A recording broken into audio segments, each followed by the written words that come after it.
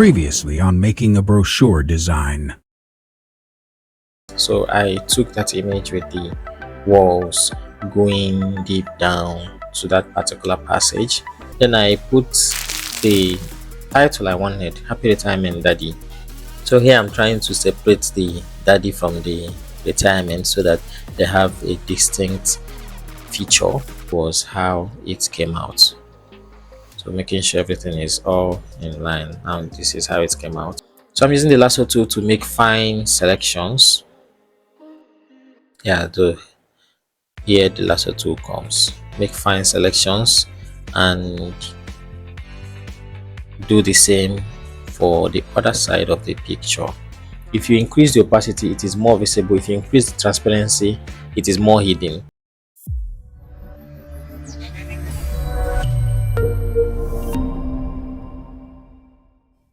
Ladies and gentlemen, welcome back, and it's good to have you back as well.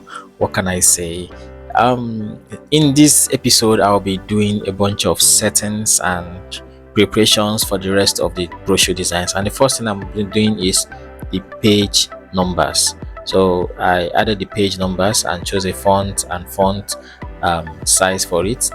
This will help me so that it's going to automate the whole page numbering system. I also added margins. That's what I'm doing here, adding margins to the design so that I don't go beyond the margins, except maybe for the page and some other essential things, but the main content will remain within the margin.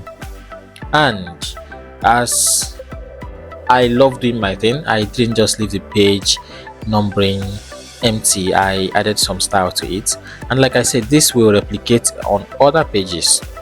It will replicate on other pages. Once you've done this, the setting helps me to replicate it on every other page, which means that if I add another page, it's going to automatically add a page number with this same design I'm making around the pages. So I don't need to repeat this process. I don't need to copy and paste anything, and it keeps the workflow smooth for me.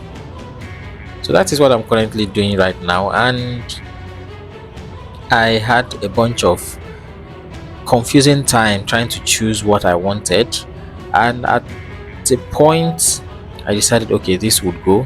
It was like an on button, but then I decided, okay, if it's an on button, why not just make it bigger on button, like a toggle or a switch, if you get what I mean. And that is what I did, and it came out this way. So now, adding another page, I decided to also do something different for the odd numbers, while I've done something for the I decided to do something different for the even numbers, sorry.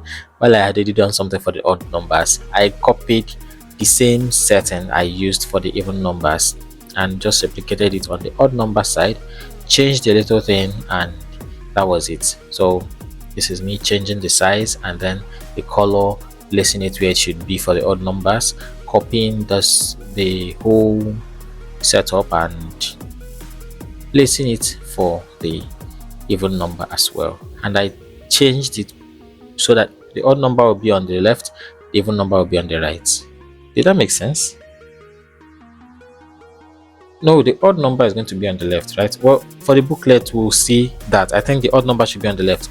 So adding pages, as you can see, as the pages are increasing or decreasing, you see the whole thing changing accordingly. And that is what we find in this design here. Then secondly, I started creating placeholders for essential dignitaries that will grace the occasion.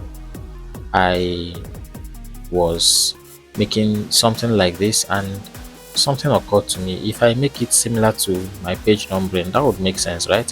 So I did exactly that. Not exactly similar, but something really close. And I created this little shape, whatever it's, I don't know what to call it, but you're gonna see how it works. So I power clipped the image inside the shape. Here we go. Having it was too tight, so I had to copy the color and paste on the shape there, and then found the transparency so that it's going to match very well, and you will not see where the whole thing blended in. So that was what I did over here. As you can see, it doesn't look like, it just looks continuous, like it was the same background that he was. Then I placed his name down as well on the design. His name and position. He is the General Superintendent of Assemblies of God Church, Nigeria, Reverend Professor Paul Emeka, sorry.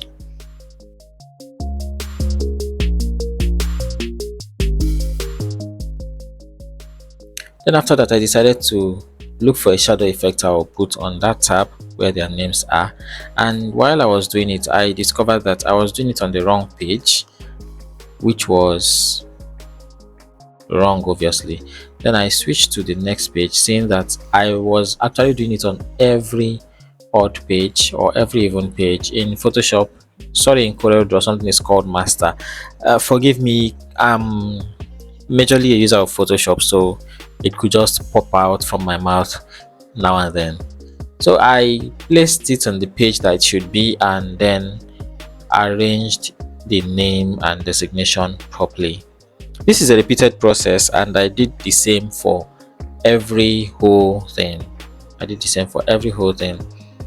I'm still adjusting the page shadow here, and after that I took a background, placed it and kept it behind them, power clipped it into the page itself, so that at the end it's going to look something like what we'll see shortly.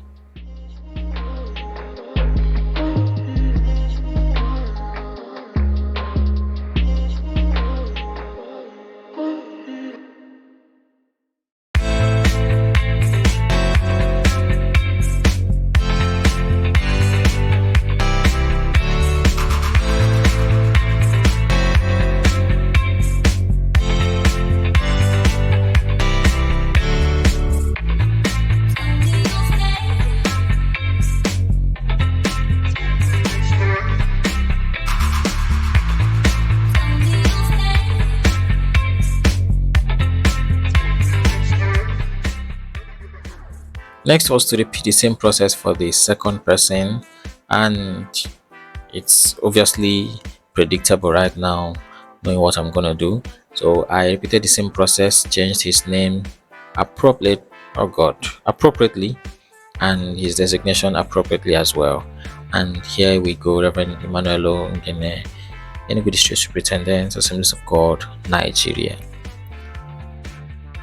And there you have it.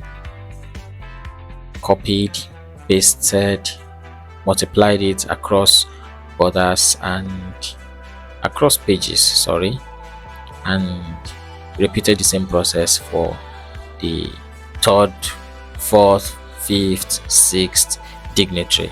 And when I'm done, I'll come back to see you soon. And finally, I got to the last one. Wow.